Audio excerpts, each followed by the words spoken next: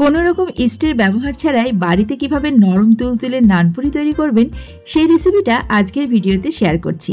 নমস্কার বন্ধুরা, আজকের রান্নাবান্নায় সকলকে জানাচ্ছি অনেক অনেক স্বাগতম। নানপুরি তৈরির জন্য প্রথমেই আমি এখানে নিয়ে নিয়েছি একটি পাত্রে 1 বাটি পরিমাপে টক দই, তাতে দিয়ে দিচ্ছি হাফ চা চামচ বেকিং পাউডার, 1 চিমটির একটু বেশি পরিমাপে খাবার সোডা আর সাথে পরিমাণ মতো লবণ। এবার সমস্ত উপকরণগুলো আমি টক দইয়ের সাথে খুব ভালোভাবে একটু মিশিয়ে দিচ্ছি।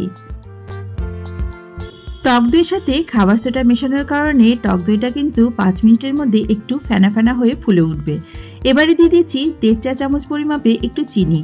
নানপুরিতে একটু চিনি দিলে কিন্তু এর টেস্টটা দারুণ হয়, তাই অবশ্যই একটু চিনি দেওয়ার চেষ্টা করবেন। এবারে চলুন আমি এই টক দইয়ের মধ্যে এখন দিয়ে দেব ময়দা। এখানে আমি 2 বাটি পরিমাপে ময়দা দিয়ে দিচ্ছি। 1 বাটি দইয়ের জন্য 2 বাটি পরিমাপে ময়দা দিলেই যথেষ্ট। এবারে দিয়ে দিচ্ছি 2 চা চামচ পরিমাপে একটু সাদা তেল। সাদা তেলটা এই ময়দার মধ্যে কিন্তু ময়ানের কাজ করবে।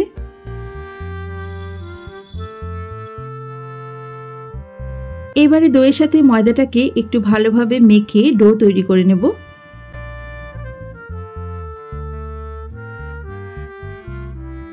ময়দা মাখতে মাখতে যদি মনে হয় যে ময়দাটা একটু শক্ত মাখা হচ্ছে, তাহলে কিন্তু এখানে একটু ইসুদুষ্ণ গরম জল ব্যবহার করার চেষ্টা করবেন। আমি এখানে অল্প পরিমাণে একটু গরম জল দিচ্ছি। এই দেখুন, এই বাটিতে আমি হালকা গরম জল রেখে দিয়েছি এবং খুবই সামান্য পরিমাণে একটু ব্যবহার করছি। যার যে পরিমাণে জলটা লাগবে সেই পরিমাণেই ব্যবহার করবেন। এবারে আমি এই ডোটাকে না খুব শক্ত না খুব নরম, এরকম মোটামুটি ভাবে একটু মেখে নেওয়ার চেষ্টা করছি। এই দেখুন বন্ধুরা, ময়দার ডোটা কিন্তু খুব ভালোভাবে মাখা হয়ে গেছে। এটা খুব শক্তও হয়নি, আবার খুব বেশি নরমও হয়নি। এবারে এই ডোয়ের উপর দিয়ে আমি দিয়ে দিচ্ছি সামান্য পরিমাণে একটু সাদা তেল, যাতে ময়দাটা খুব বেশি শুকিয়ে না যায়। আর এই ডোটাকে আমি প্রায় 1 থেকে 1.5 ঘন্টার জন্য একটু রেস্টে রেখে দেব।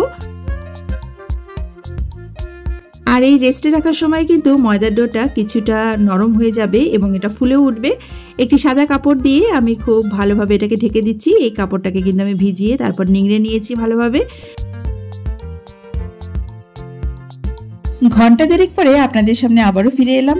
দেখুন, নানপুরির ময়দার ডোটা কিন্তু অনেকটাই ফুলে উঠেছে আর এটা কিন্তু অনেকটা নরমও হয়েছে। এবারে এর ভিতর থেকে হাওয়াটা বের করে দেওয়ার জন্য আমি আরেকবার একটু মথে নেব ময়দাটাকে।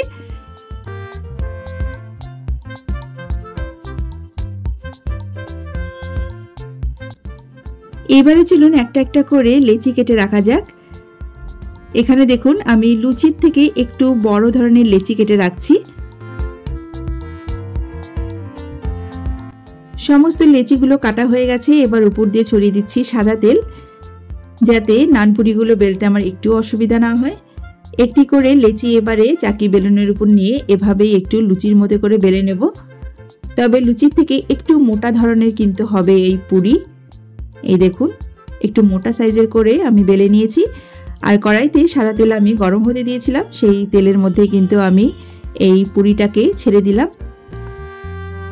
এই পুরিগুলো কিন্তু তেলে ছাড়ার সঙ্গে সঙ্গেই এরকমভাবে একদম ফুলে উঠবে। দুদিকে একটু উল্টে পাল্টে হালকা ব্রাউন করে আমি ভেজে নিচ্ছি। এই দেখুন, একটি পুরি ভাজা হয়ে গেছে।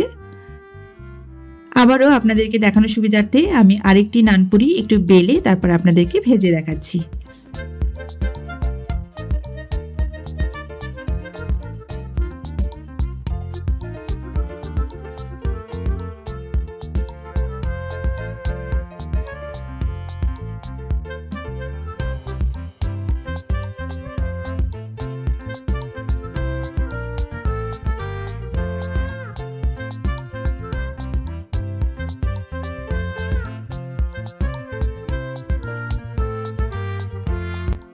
তো বন্ধুরা, দেখতেই পেলেন যে কতটা সহজভাবে বাড়িতে নানপুরি তৈরি করা যায়।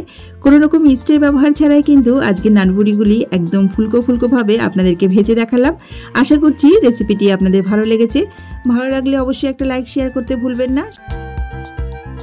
সেই সাথে আমার এই ছোট্ট চ্যানেলটিকে সাবস্ক্রাইব করে নেওয়ার অনুরোধ রইল। পাশে থাকা বেল বাটনটি অবশ্যই প্রেস করবেন, তাহলে এরকম ঘরোয়া রান্নার রেসিপি ছাড়লে আপনাদের কাছে নোটিফিকেশন পৌঁছে যাবে খুব সহজেই। আজকে তাহলে এই পর্যন্তই। সবাই ভালো থাকবেন, সুস্থ থাকবেন। আজকের মতো নমস্কার।